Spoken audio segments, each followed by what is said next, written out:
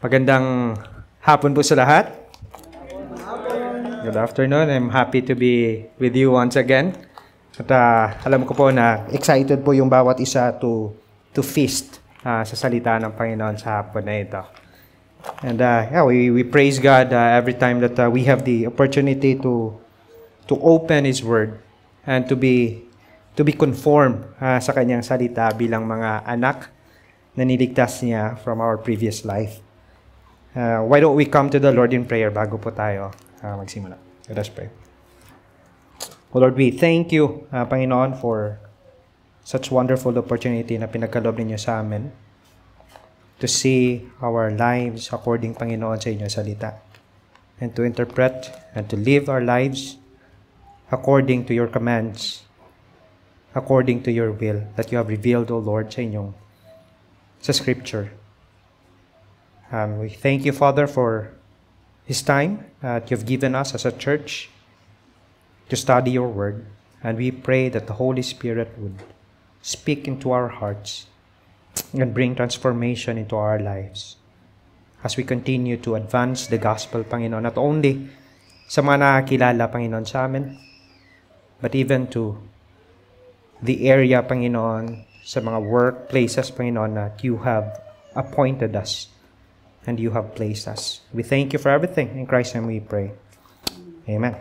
So magandang hapon po ulit sa lahat and welcome to this gathering ng Grace Covenant Church sa Abu Dhabi. Ako po si James Brillantes at naglilingkod po bilang isa sa mga pastor or yung interim pastor po sa iglesyang ito. At tayo po ay nagpapatuloy sa ating sermon series sa aklat ng 1 Timothy, which is binigyan po natin ng title ito, Pursuing Gospel-Shaped Community. At sa hapon pong ito, nasa ika-8th week na po tayo ng ating pag-aaral na ito. Nasa chapter 4 na po tayo and malapit na po natin matapos yung aklat na ito. Naalala ko po ng panahon ng pandemic at saka sagsagan po ng lockdown. Bilang pamilya po, kaming pamilya, and I assume po na na-experience rin ito. Naging primary concern po namin ay yung aming health. At sa panahon po na medyo limited yung space and yung mga activities na pwede namin gawin, kaming pamilya ay nakahanap po ng paraan for us to do exercise. Every afternoon po, nagsasama-sama po kami doon sa may sala. At nanonood po ng mga Zumba yung ginagawa po yung tinuturo po sa may YouTube. Just to maintain po yung fitness namin, yung health namin. It was a time also na hindi lamang yung physical fitness, yung aming naging concern, yung health namin, but as well as yung aming spiritual health. It was a time wherein we contemplate and we use it to grow in our relationship sa ating Diyos. At kung titingnan po natin our passage this afternoon talks about then sa health. And it's not just about a mere health, but ang importansya po ng spiritual health ng isang tunay na Kristiyano. Specifically, ng isang ministro ng gospel. At ang health po ng church na hinahawakan niya. Nakita natin naman nakalipas ng mga pag-aaral natin yung epekto po ng false teachers at saka ng kanilang mga false teachings. Yung direct effect po nito sa may Ephesian church at sa kanyang congregation. Naalala po natin that Paul left Timothy sa may Ephesus to address po yung pressing issue na ito. Dahil alam po ni Paul ang kalagahan at yung role ng isang pastor at ng isang iglesia as God's embassy and the pillar and buttress of truth. And if Timothy at yung buong iglesia would neglect po and addressing and stopping itong mga false teachers and kanilang mga false teachings, it would not serve po yung intended na purpose ng Panginoon sa kanyang iglesia. Sa pagtawag po sa kay Timothy and upholding and making the truth or the gospel to the nations. Nakita po natin sa aklat na ito how Paul commanded Timothy kung paano niya ito gawin. Una, yung sinabi nga natin to stop yung false teachers sa kanilang mga false teachings. Nakita din natin na Paul commanded him to to organize yung corporate worship. Dahil nakita ni Paul na importansya po para sa isang iglesia to be a prayerful church. God desires that all people will be saved. Ito po yung tinuturo ni Paul sa mga pagdaanan po natin na pag-aaral. Paul also made clear yung roles ng male and female sa loob ng iglesia. Part of organizing po yung ecclesiastical na governance. Nakita po natin na not by preference, but according to biblical mandate, sabi ni Paul that male should lead, most specifically sa office ng eldership. And makikita din natin that even male and female share din yung authority na yan, yung role na yan sa office naman po ng mga deacons. And last Saturday, ating nakita that Paul addressed yung specific na doctrinal issue ng mga false teachings na ito. That questions yung kabutihan ng Diyos in the area of marriage at saka yung area ng mga food. And exposing po yung heart issue ng maling katuruan na ito. Ang maling pagkakaintindi ng mga false teachers na ito po ay yung source ng kanilang kaligtasan or even yung pagiging tama sa harapan ng Diyos. Sabi nila that it can be attained by their own personal effort sa pag-abstain sa mga prohibition na sinasabi nila. Ngunit, alam po natin that the only way for us, for men, to be truly saved and made right in God's sight is not by observing certain abstinence or certain practices and trusting in our own personal good works. Hindi po. But sa halip, by trusting and placing po yung faith natin, our faith alone, in Christ alone, who secures and did the perfect work on our behalf in order for us to be made right, to be made holy sa harapan ng isang banal at makapangyarihan na Diyos. Ito po ang ating makikita na gagawin po ni Paul sa passage natin ngayon sa hapong ito. Paano nga ba tayo lumago in godliness? How and what should we do to attain it? How can Timothy help his congregation persist and grow in godliness? Ito yung mga katanungan na nais po nating sagutin sa magitan ng passage po natin. So ito po yung magiging main point natin. And I trust na ito po yung main point po ng passage natin. Sabi po dito, a faithful servant of God strives for and exemplifies godliness toward other believers in his life and doctrine. We know na yung aklat po na ito is specifically in address po ni Paul sa kay Timothy. But Timothy as the head, as the leader, as the pastor of that congregation needs to charge and model to exemplify that sa kanyang iglesia or sa church ng Ephesus. So I have divided po yung passage natin into two parts, which is sabi nga kagabi, very clear po sa ating passage. It is even divided into two structure. Una po, makikita po natin yung instructions to strive for godliness, which is, we'll cover yung verses 6 to 10. And second, yung commands to exemplify godliness, which is yung verses 11 to 16. So let's start po sa ating first point. Instruction to strive for godliness. As people who have been redeemed by God, ang nais po ni Paul for Timothy is to strive in toiling and laboring for godliness and help to point yung right doctrine and gospel to his congregation. And in order for them to cling as well sa tamang gospel and not be persuaded po sa mga maling katuruan ng mga false teachers. At paano po dapat gawin ni Timothy ito? Tingnan po natin yung verse 6. Yung sabi po niya dito, if you put these things before the brothers, you will be a good servant of Christ Jesus, being trained in the words of the faith and of the good doctrine that you have followed. If you put these things.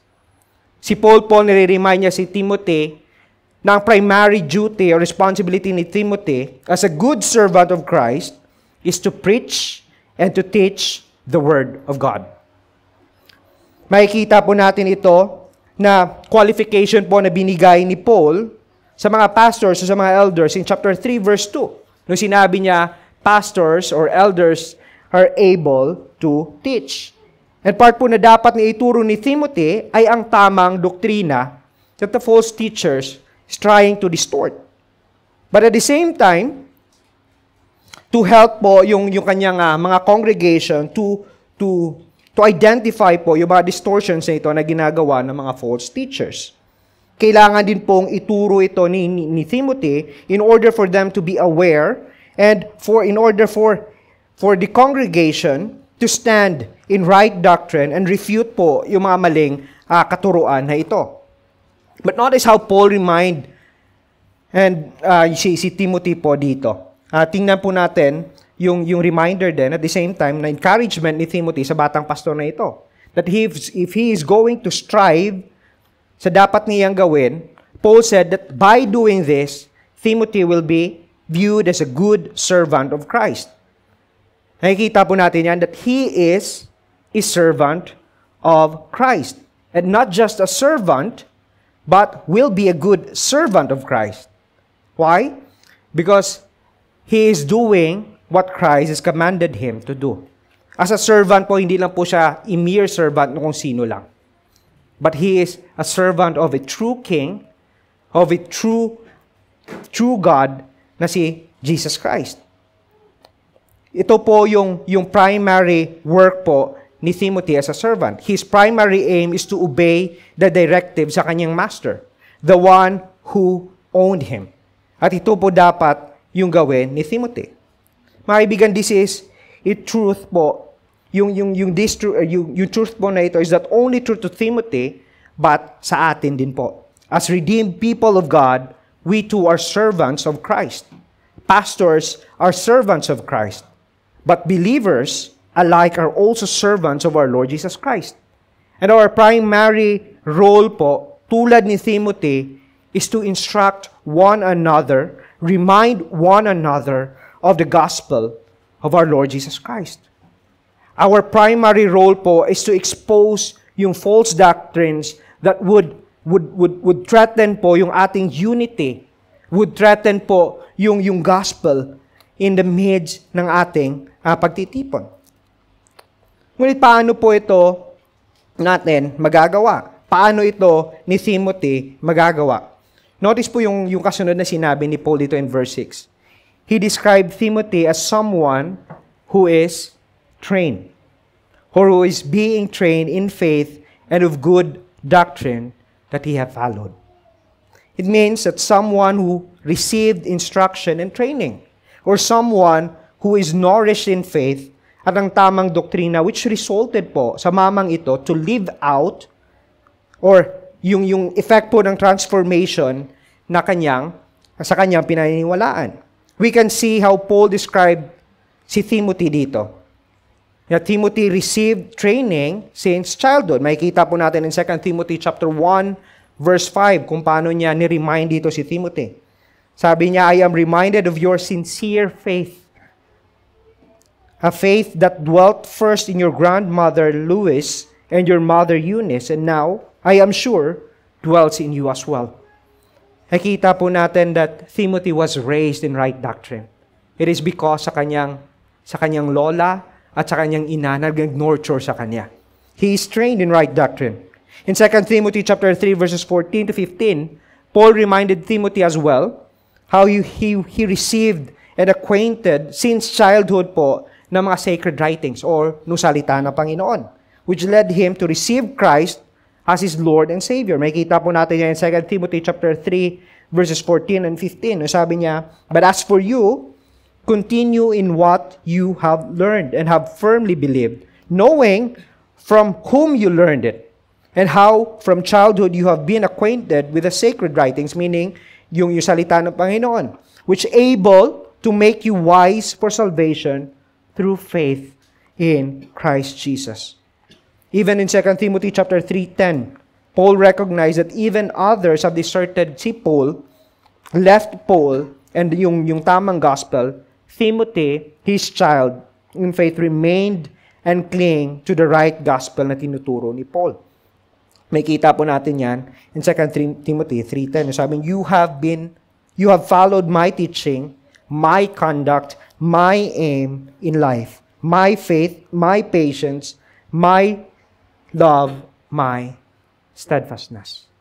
Kaya po, Paul is confident he is confident in reminding Timothy of his main obligation. Timothy is able to do this because he is trained for this. He received the right gospel which led him into salvation. Ngunit alam ni Paul na hindi lamang ito humihinto dito. O titingnan po natin, hindi lang ito humihinto sa obligasyon na ito ni Timothy.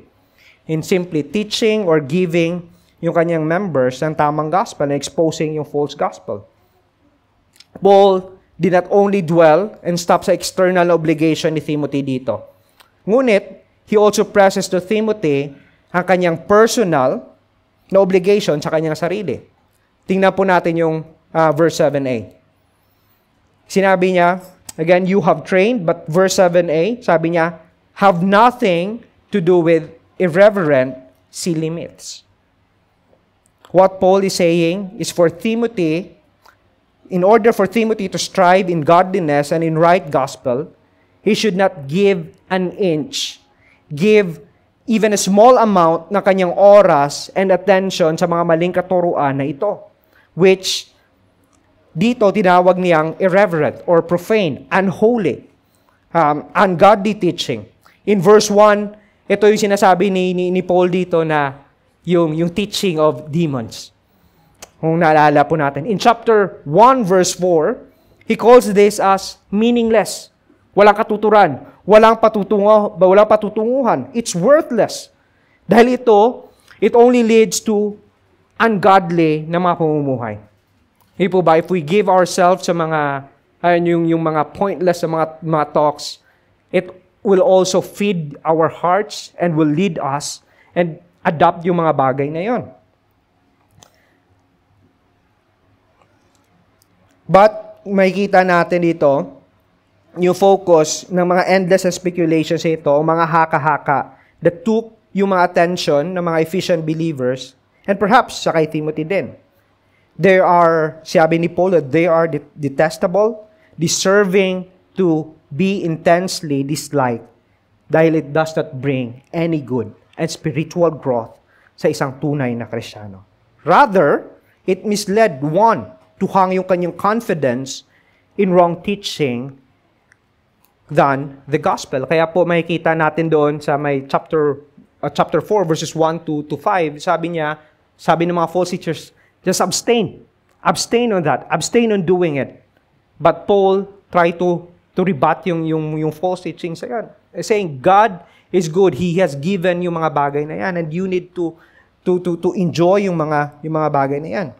Sa context po nila, these silly myths, or in other translation po, tinatawag po nito na old wives' tales. Or simply to say, mga gossips.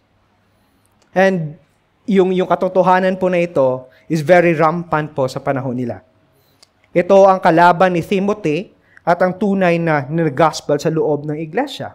And perhaps in our context, we can equate this to the danger ng prosperity gospel na yung dinadala nito, which entice and advance yung wrong teaching or yung wrong na view about God na parang isang vending machine na kailangan mo lang hulugan in order for you to receive something in return. Hindi po ba? Even yung danger po na tinatawag natin na legalism. You need to do this and you need to do that in order for you to be this. Ito po yung mga maling katuruan na makikita natin that entice us to hang our confidence ng isang tao sa kanyang sariling gawa in order to gain merit ng salvation or some sort of godliness na galing sa Diyos. Sa halip na ito po yung tutukan o tuunan ng pansin ni Timothy, sabi ni Paul points him to what matter most, yung true source of godliness. Not to earn yung salvation, but to continue to grow sa salvation na meron na si Timothy. Makikita po natin yan in verse 7b. Ano sabi niya? Rather, train yourself for godliness. Ang salitang train po dito is, in Greek, sabi po dito, gymnazo. Dito nanggaling yung salitang gym or yung tinatawag natin na gymnasium. It means simply implies keeping oneself disciplined or to make oneself obey. Ito po yung ginagawa natin every time we go to gym, hindi po ba? We train ourselves. We discipline ourselves. We make them obey kahit na pagod na tayo. We will let persevere. We endure po yung mga pains na yun. Tulad po ng isang athlete who subject himself in a rigid and rigorous training, ang nais din po ni Paul para kay Timothy is to focus yung kanyang attention, his strength, his time in reading and meditating God's Word. Ganyan po dyan yung kinontrast po yung dalawang bagay na ito. Rather than focusing your strength, your attention, your time to silly and irreverent na mga katuruan, train yourself.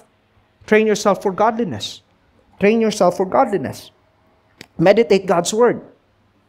Again, tulad po ng isang athlete, he or she cannot progress increasing in his strength, in his agility, or sa kanyang skills if hindi po niya ibibigay ang kanyang sarili sa training. Hindi po ba? And the same idea po na sinasabi dito ni Paul sa atin, emphasizing yung spiritual discipline, hindi lang para kay Timothy, kundi po para sa ating lahat. Bilang mga Kristiyano, though ang reality po that we are already saved and are in Christ, yet the Scripture tells us that we still need to grow from one degree to another in order to become like Christ. So, tinatawag po natin na sanctification na process. Hindi po ba? Now, positionally, we are in Christ, but the Scripture tells us that we need to grow in Christ daily. Kasi in reality po, we are still yet in our body of flesh. We are still subject and able to sin. That's why Paul is telling us to train yourself in godliness. Put all your life, all your time sa salita ng Panginoon. Yet makikita po natin dito that Paul is not neglecting yung physical na training, but he is just simply giving yung emphasis po dito. At ang means po na ginagamit po ng Diyos for us to grow in conformity in His own image, again, is yung kanyang salita. Sabi nga ni Paul Tripp, isang theologian, author din ng maraming libro, no dinefine niya yung salitang godliness, ito po yung sinabi niya. Godliness is a God-honoring life between the time that I come to Christ and the time I go home to be with Him. That's yung godliness po. Yan po yung pagkaka-define ni Paul Tripp po dito. And mga kaibigan, between po that two reality na meron po tayo of coming to Christ, yan po yung moment po na we turn away from our sin and turn to Christ, and to going home with Christ, we need po yung kanyang salita. We need His Word to grow us, to sustain us, to mature us in a way that we would live a life that is honoring to Him. That's the only way po that we can honor Christ. God called us and draw us sa Kanyang sarili, and He has given us His Word to mature us in a life honoring na klase po ng buhay. How should we do this? Sabi po sa 2 Peter chapter 1 verse 3, sabi niya, His divine power has granted to us all things that pertain to life and godliness through the knowledge of Him who called us to His own glory and excellence. Mga kapatid, in Christ, God has provided us everything that we need pertaining to our salvation. Including po, we need sa paglago po in godliness. To be mature in discerning and choosing what is good from evil. So that we can honor Him sa buhay na ito. Sabi po sa Hebrews chapter 5 verse 14, sabi niya, but solid food is for the mature, pertaining po sa salita ng Panginoon. For those who have their powers of discernment trained by constant practice to distinguish good from evil. So even the book of Hebrews, it calls us to heed po yung bagay na ito. And this is essential ho para po sa ating lahat. Most especially sa sitwasyon ni Timothy at sa mga taga-Ephesus because of what they are facing. Timothy needs to strive in this discipline, training his mind, his heart, his entire being to be conformed in Christ in order for him to lead and point his fellow believers in the right gospel, in godliness, and fully devoted po sa ating Panginoon. May kita din po natin dito sa ating passage that Paul will provide us a deeper reason why Timothy and us should strive to grow in pursuing godliness. May kita natin in verse 8 how he compare po yung spiritual discipline or yung training po natin and yung training po natin into sa physical training po or physical discipline. Yet, may kita po natin kung paano niya in-emphasize or how he put a higher emphasis po sa nauna. In verse 8, sabi po dito, for, that's a reason, while bodily training is of some value, godliness is of value in every way, as it holds promise for, again reason, the present life and also for the life to come. Sabi po ni Paul dito, bodily training is of some value. Again, let's be clear here. Paul is not saying na yung bodily training is walang value. Hindi po yung sinasabi ni Paul dito. It has some value. It is good. Nung nakaraan po, tiningnan ko yung benefits ng bodily training. Even naging usapan din namin yan ni Linlin nung nakaraan niya. Sabi niya, why don't you go to gym? Kasi nga medyo napapansin din ng mga members sa church na medyo nakakayayat nga ako. And I tried to look for ano ba yung benefit ng body exercise. At ito po yung binigay sa akin ng Google. Sabi po niya, yung bodily exercise po, it boosts ang energy level and reduce yung fatigue. So it has some value. Pangalawa po, sabi niya, it helps to improve yung mood ng isang tao. Again, it has some value. Sabi niya, it reduces health issue or yung mga chronic disease. Again, it has some value. And yung last po na binigay niya sa akin, enhance yung sleep quality and aids po yung pag-manage ng ating timbang.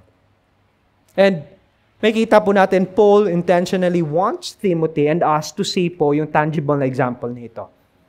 Just like when we neglect po, isipin po natin, just like when we neglect po yung bodily o yung body exercise, we suffer ang mga negative effects na ito. Hindi po ba? In the same way, neglecting po yung spiritual discipline po natin, yung reading of God's Word, speed up yung deterioration po natin sa ating spiritual na health.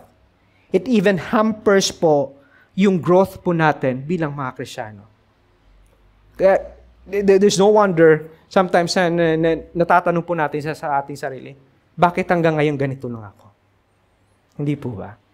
Well, again, the question is, are we devoting our time consuming yung salita ng Panginoon?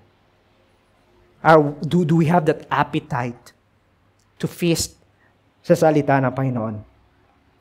Again, neglecting po yung spiritual discipline po natin, we become susceptible po in false and erroneous na mga teachings. That's why ito lang po kabigat yung sinasabi ni Paul. Paul is saying, yes, it has some value. Timothy, you have witnessed that. But spiritual training has a higher value. May kita po natin, spiritual discipline, our pursuit of godliness, brings superior value not only in this life, but in life to come. Ito po yung sinasabi ni Paul dito. And to think, friends, kung isipin po natin, if physical discipline ceased the moment our body deteriorates, or kumamatay man tayo, godliness, or yung pursuit natin ng godliness, or yung holiness, cannot be hampered, cannot be stopped, and cannot be seized even by death. Hindi po ba?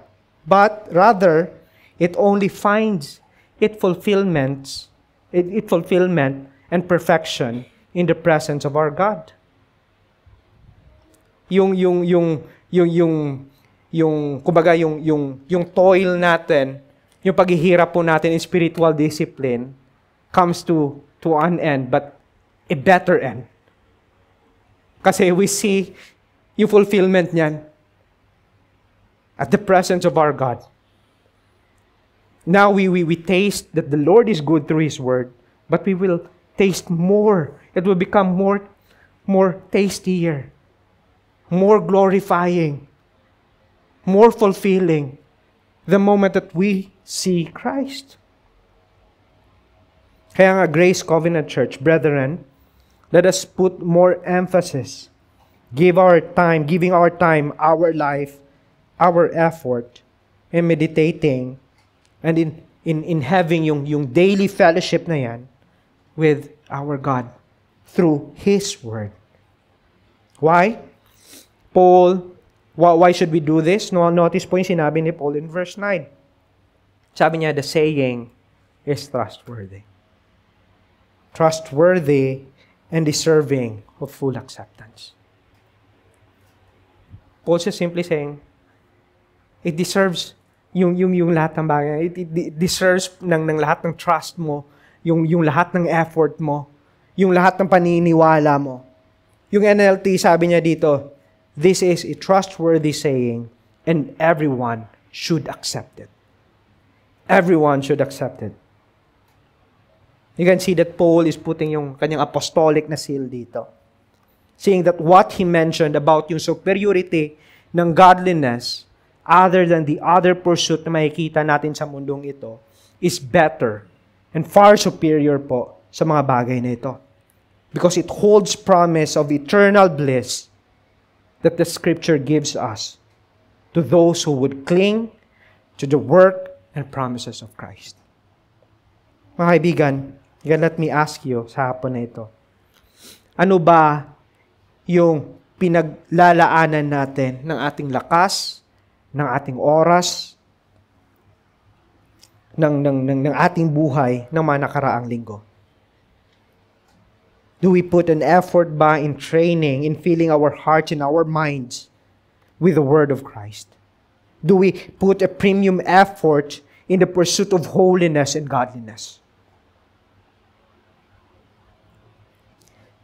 Again, in verse 10, nakikita natin how Paul continued to impress sa puso ni Timothy ang reason why he should continue to strive in godliness.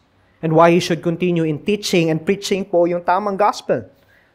That brings salvation and godliness to those who received and believed in faith sa kay Jesus Christ. So notice yung sinabi niya in verse 10.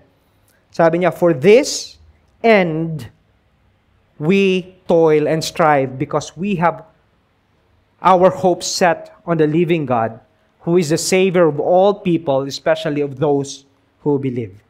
Ano, kagabi, sa ating CG, medyo nag-dwell po tayo dito. And again, every one of us have seen po yung aspect na yan. And all of it are true.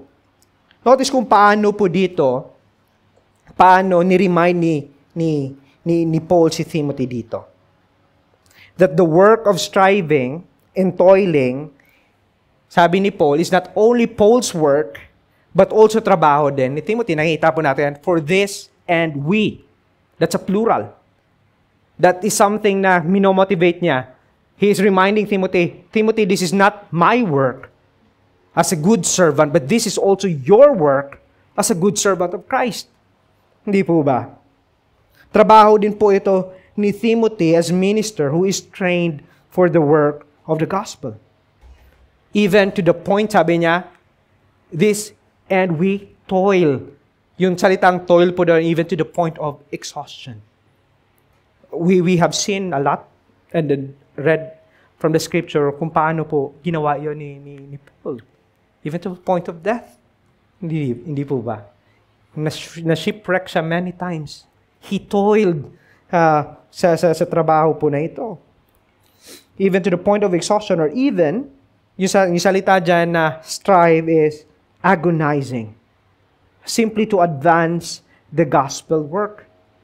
And Timothy share po sa trabaho na ito.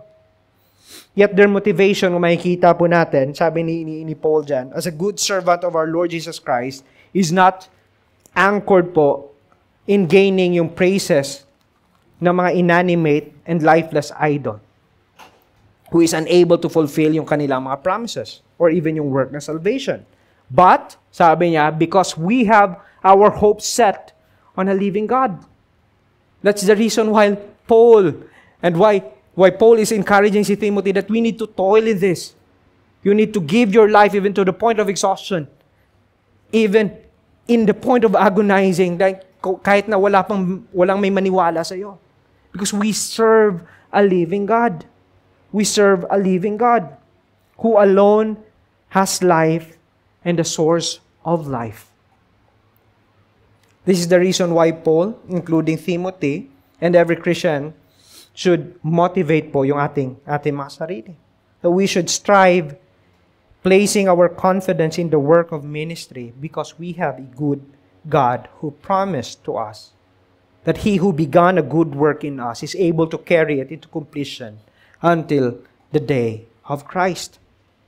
Kaya nga sabi ni Paul dito, because we set our hope, our confidence in this living, life-giving, in the one who is able to fulfill yung kanyang promises for those whom He have redeemed. Yung concluding statement po dito ni Paul in verse 10, it says, who is the Savior of all people, especially of those who believe. Again, Paul is not advocating po yung tinatawag po natin dito na universalism. Ito po yung katuruan na nagsasabi ng lahat ng tao ay maliligtas. So Paul is not saying na lahat ng tao ay maliligtas. Sa halip, we can see yung contrast kung paano niya dinifferentiate yung salitang all people with those who believe dito. Yes, again, God is the Savior of all people. There's no question on that. He is the Savior. He can. And if He will, pwede niyang gawin yan. Well, in fact, He is the King of kings and the Lord of lords. And in His goodness, again, He let the sun rise on the evil and in the good, and sends rain on the just and on the unjust. He even desires, makikita po natin in chapter 2, na He desires that all people will be saved. So in this sense, makikita po natin that in His common grace, He serves us the Savior of all. He serves us the Savior of all. We can see na that the living God who created and maintained and uphold all things serves us, again, the Savior of all. Yet on the other hand, our living God draws His own into Himself through in His salvific, effective, and a personal calling. He grants us those na tinawag niya. He grants us life, and a life that is in His Son, our Lord Jesus Christ. When He changed po yung puso natin from a heart of stone into flesh and empowers us to respond in repentance and faith sa Kanya. Kaya nga sabi ni Paul, especially those who believe, those who would place their full allegiance, their faith, their confidence in Christ. Paano po finulfill ito? Paano po ito naging posible po sa buhay at banal na Diyos who would take in sa Kanya sarili yung mga rebellious and wicked people that whom He created na supposedly we should display po yung image niya and yung Kanyang glory, yet we rebelled and display not His glory but our own glory. Those who supposedly na create niya to discipline our body in righteousness and in godliness in order to please God sa katawang ito, yet sinadject po natin yung ating katawan sa iba't ibang uri ng kasalanan.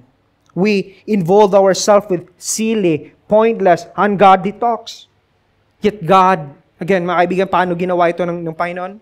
God in His sovereign goodness, He did not only send rain and let the sun raise and provide us yung temporary needs natin. But in His ultimate goodness, He sent His Son, our Lord Jesus Christ, to be man's ultimate remedy sa ating kasalanan. Jesus, who is fully God and fully man, lived a perfect and obedient life that none of us could, and died the perfect death that none of us could accomplish. His death served as a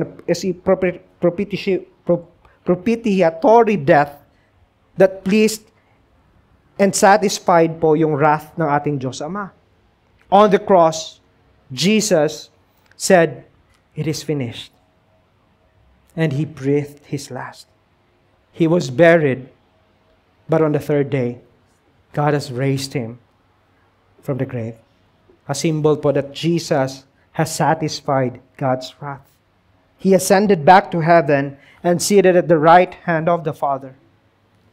Friends, Jesus is indeed our Savior for those who believe. And kung nandito ka ngayon at wala ka pang relasyon sa Diyos na ito, and yes, you might be okay now, you might experience yung kanyang grace sa iba't ibang paraan. He allowed you to wake up sa araw na ito. He allowed you to enjoy yung buhay mo with your family. In His common grace, binigay niya ito lahat sa atin.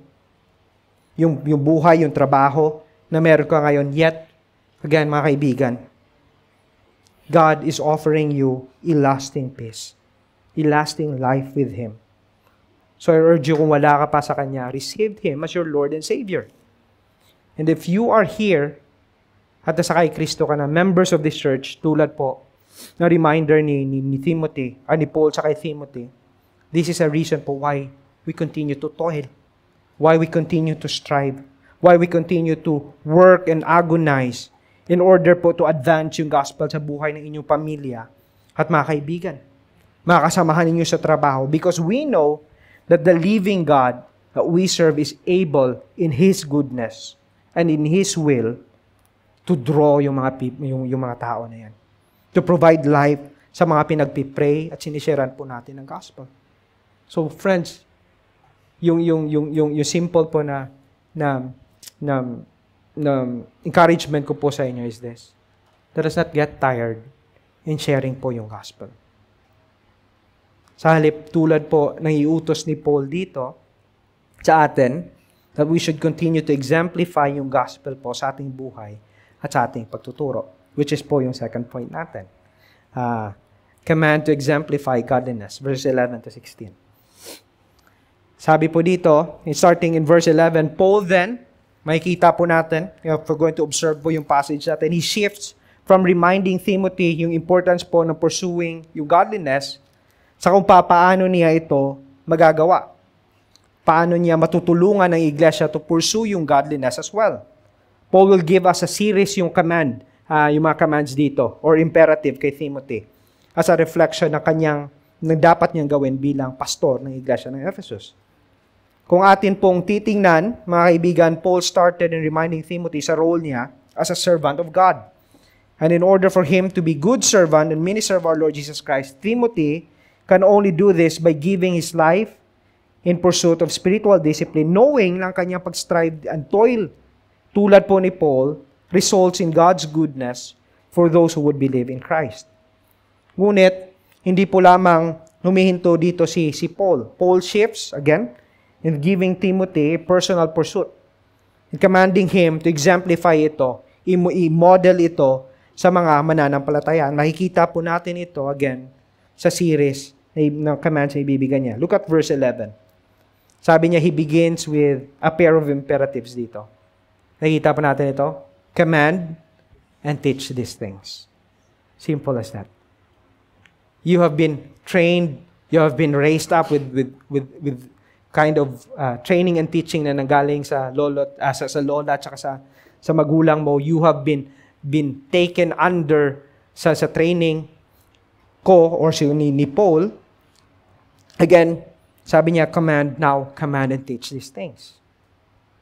Ang salitang command and teach po dito sa grammar ng Greek ay nasa present active imperative, which implies na pag-command o pagtuturo ay dapat gawin ni Timothy in a regular basis. Every time Timothy have an opportunity, dapat niyang gawin po ito.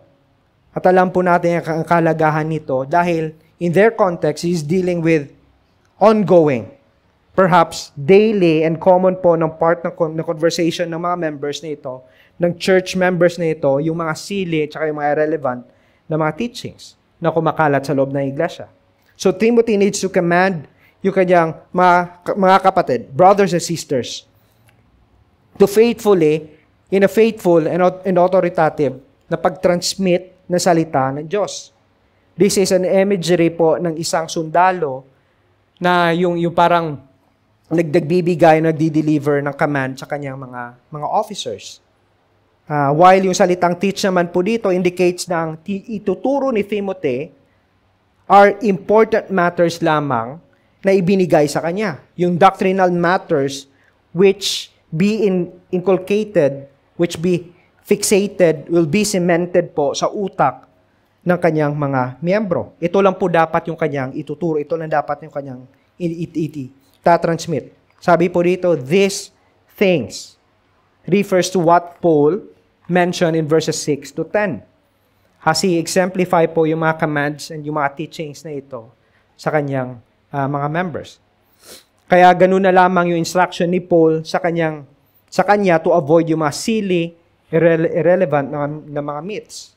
Dahil ganito kabigat ang kanyang gagawin o kanyang ginagawa.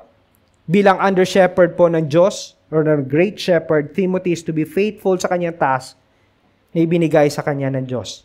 And this is crucial dahil if Timothy obey God's command through sa kay Apostle Paul, he will lead his congregation to live a holy and godly life. Ito po yung sinasabi niya dito in verse 11. In verses 12 to 14, makikita po natin yung rapid na succession po na binibigay ni Paul dito. How Timothy can serve as a faithful minister of Christ.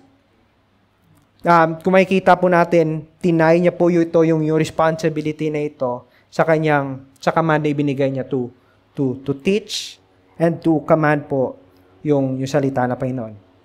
So kung paano ito ma-exemplify ni Timothy sa kanyang pamumuhay is dapat makita din po ito on how he lived.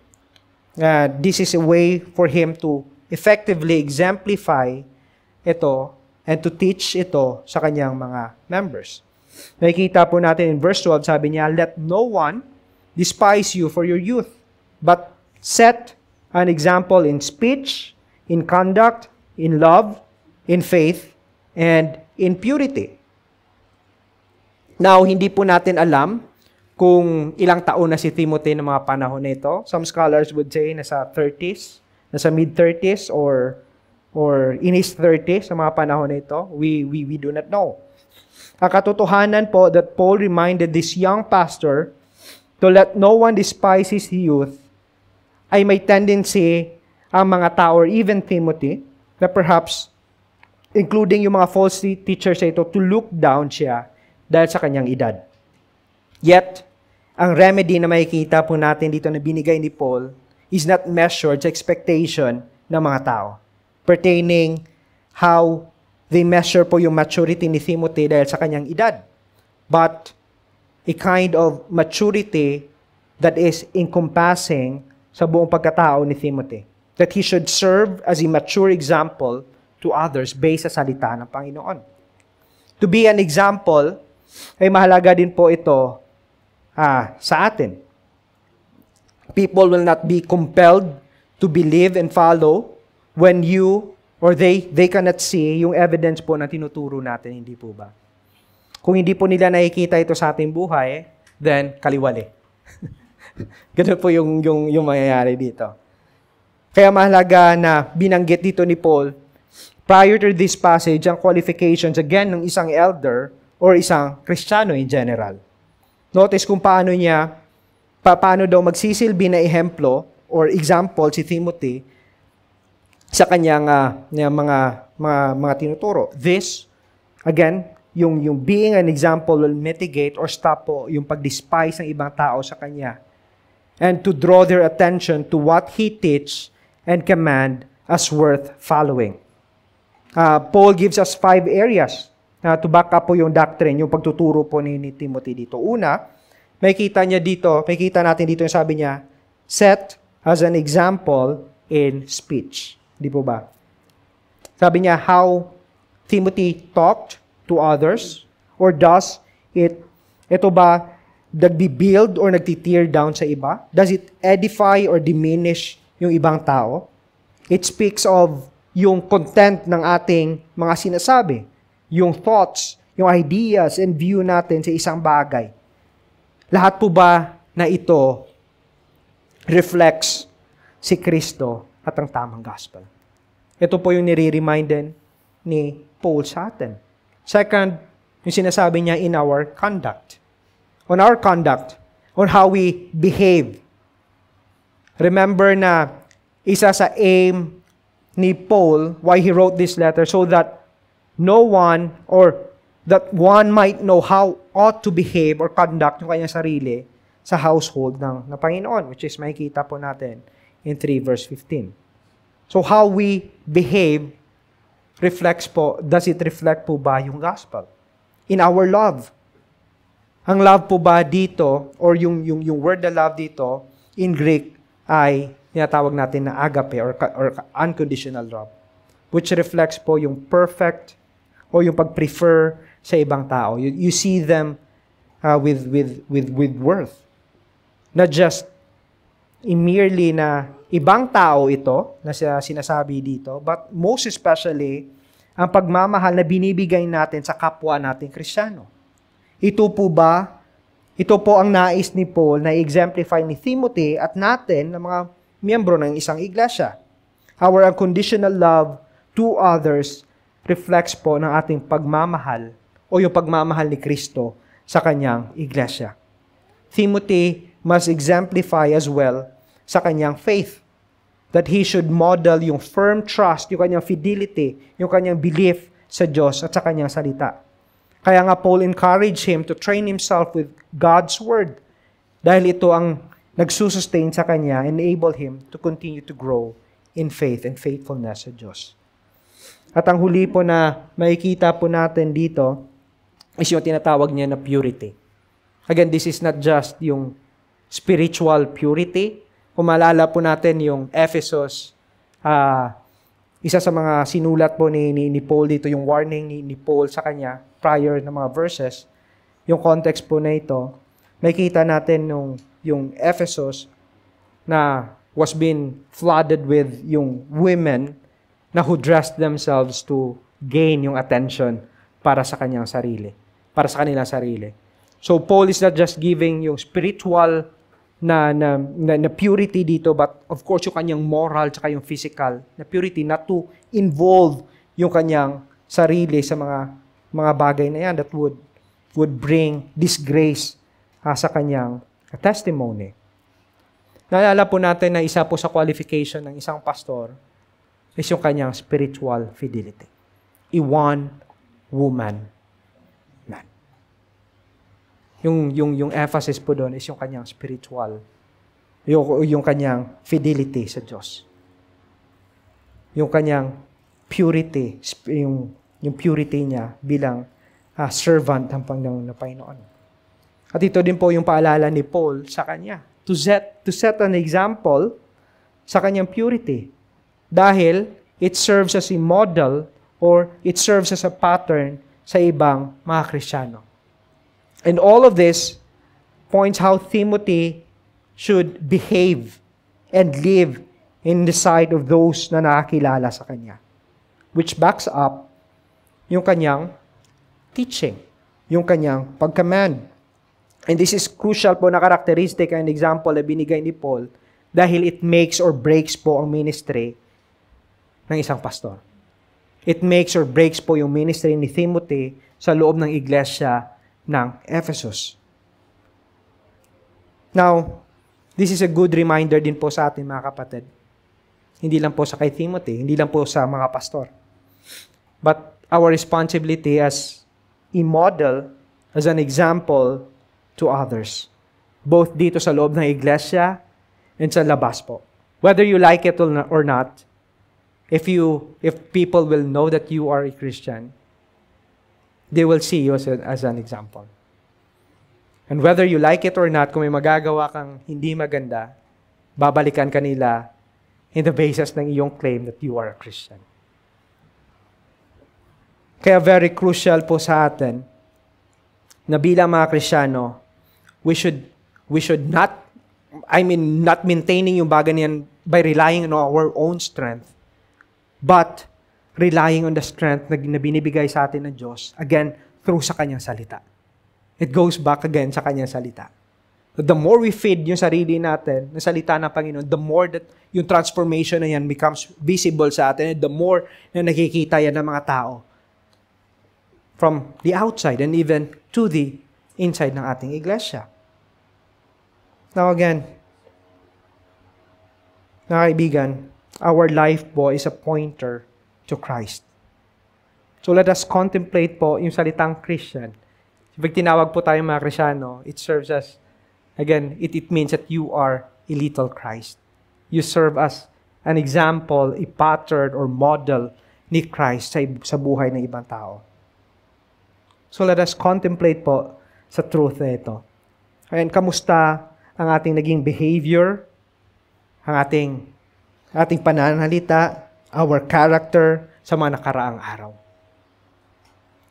Ito ba ay naging magandang modelo sa loob ng opisina, sa ating tahanan, sa ating eskwelahan, sa loob ng bahay natin?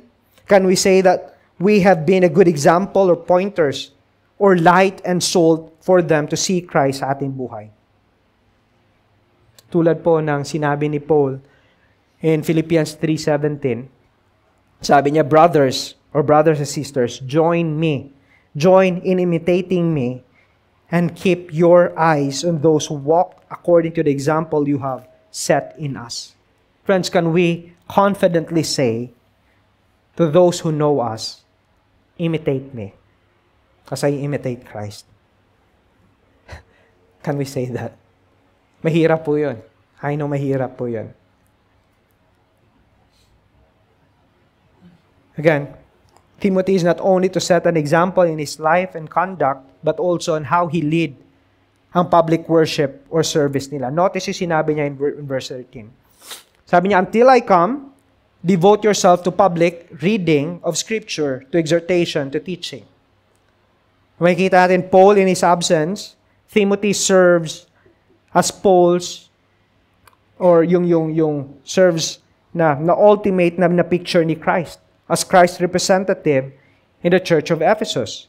And as Christ's representative, he should pay attention or give heed or yung pag-devote ng kanyang sarili sa pagbabasa, sa exhortation, and teaching na salita ng Panginoon. And this is intentional dahil some men, which is ang mga false teachers, also read, also exhort, and also teach po yung kanilang mga maling katuruan. At bilang pastor, though young, and some were despising Timothy, Timothy should be bold not to allow yung mga false teachers na ito. Kaya sinasabi ni Paul, Timothy, you need to devote yung sarili mo nito. Wala ako dyan, you are the man who is there, appointed by God to be His servant, and this is your primary role. You are to teach, you are to exhort. Again, yung basis sa kanyang exhortation is coming from the Word of God. Ito po yung nangyayari dito. Yung salitang the implies na ang dapat lamang na gawin, dapat lamang na basahin, at dapat lamang na i-exhort at ituro ni Timothy ay ang salita ng Diyos. Dapat na i-allow ni Timothy, dapat hindi na i-allow ni Timothy sa kanilang public gathering yung mga false teachings na ito. Na dapat yung ipapakain ng ni Timothy sa mga mananampalataya sa loob ng iglesia ay ang salita ng Panginoon. At ito din po ang dapat na aim natin dito sa pulpit na ito.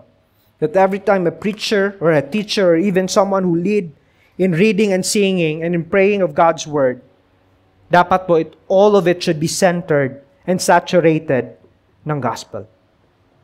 Ito po ang dapat na gawin natin bilang isang iglesia. That our church or our worship should always be saturated na salita ng Diyos. Dahil again, whether you like it or not, every time po that you stand here, ang presence pa lang po natin dito sa gitna serves as a teaching tool para sa mga nakakita nito. Kaya Paul is very clear. If there is anything that Timothy should be particular and give heed sa nangyayari sa loob ng kanyang iglesia, o paano mag-progress ang health ng isang iglesia, nakasalalay po ito how he lead, what he allowed sa mga nangyayari sa kanilang worship service. Notice ang source na pinanggagalingan na exhortation po ng teaching ni Timothy dito. Sabi niya, it is God's Word. This should be the source and goal ng isang pastor. Na ang miyembro nito should be conformed sa salita ng Panginoon. Look at verse 14. It gives us yung reason bakit ito dapat gawin ni Timothy. Sabi niya, do not neglect the gifts you have, which was given you by the prophecy when the council of elders laid their hands on you. Why should he do this? Simply because Paul and the council of elders affirmed and set him as in the office ng isang elder. And bilang isang elder, he need to practice and do yung work ng isang elder. Now, perhaps, nangyari po ito, yung laying of hands dito simply means na yung ordination po sa kay Timothy. At perhaps nangyari po ito sa book ng Acts chapter 16 verses 1 to 3 when Paul visited po yung lugar ng Lystria.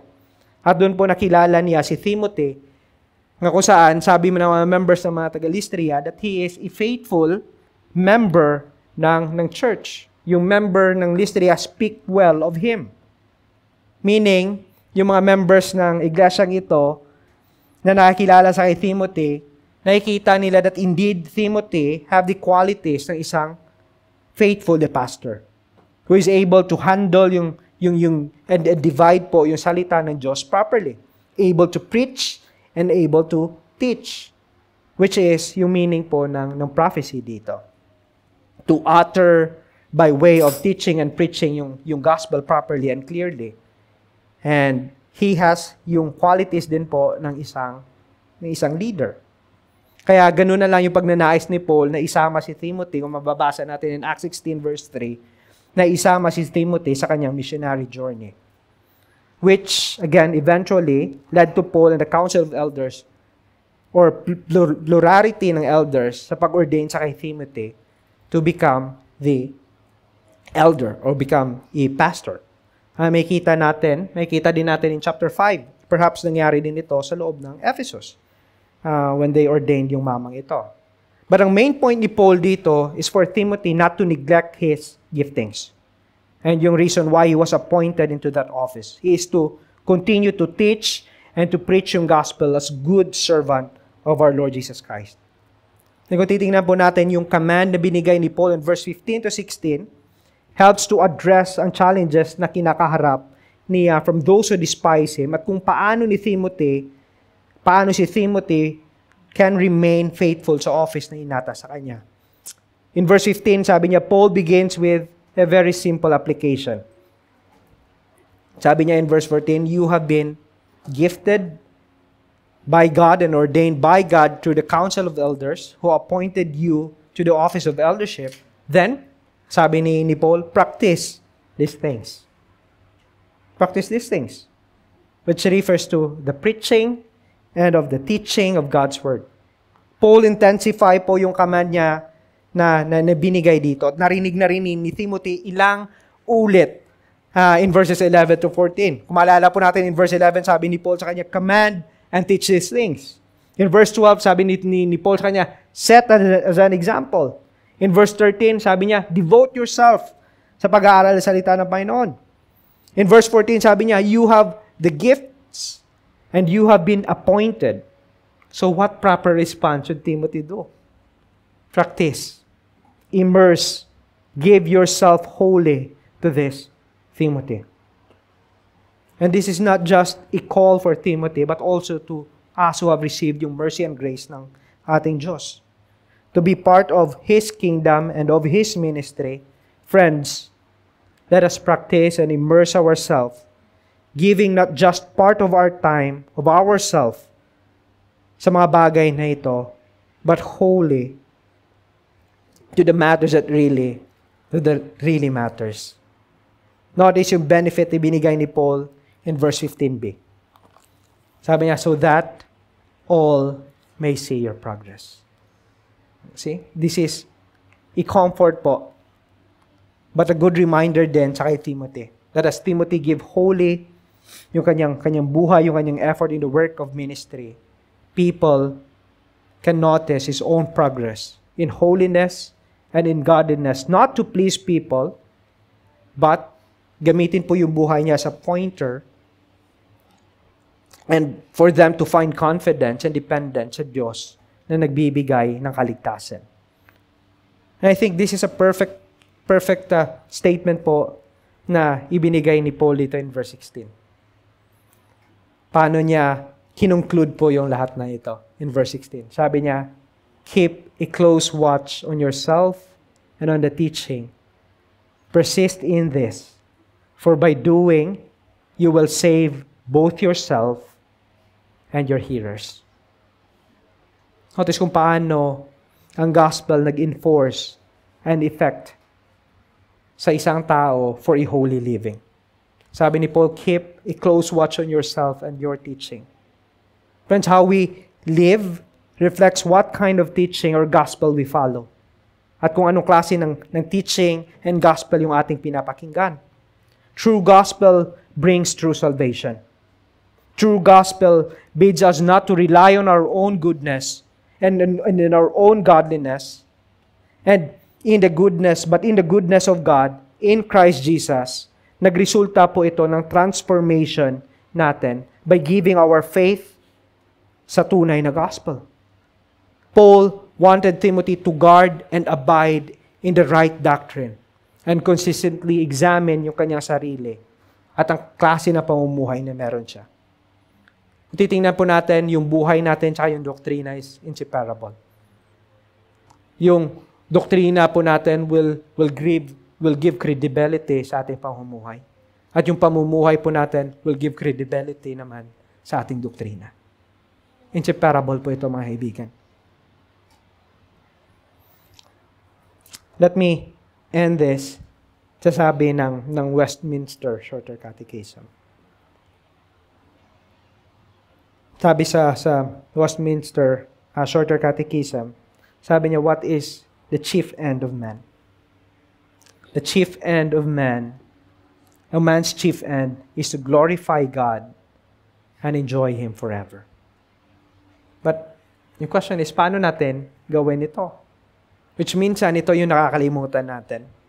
Yung sabi sa question and answer number 2, sabi dito, which I think this is very helpful for us, how we should glorify God and enjoy Him forever. Sabi sa question number 2, what rule God given to direct us how we might glorify and enjoy Him? Ano yung answer na binigay niya? It's the Word of God, which is contained in the Scripture of the Old and New Testament. His only rule to direct is how we may glorify and enjoy Him. Friends, if we aim, and if ito po yung means na ginagamit ng Diyos for us to save us, and to sanctify us, and to make us holy and godly, and for us to enjoy Him, then it is proper only, friends, that we should give our time, our effort in the pursuit ng salita na Panginoon. If other things, again, if the things that we enjoy right now gives us yung joy, which is temporal joy, God's Word will bring us an eternal joy. It will be fully completed, perfectly completed sa Kanyang presensya. Again, a faithful servant of God strives for and exemplify godliness toward other believers in his life and doctrine. Manalangin po tayo.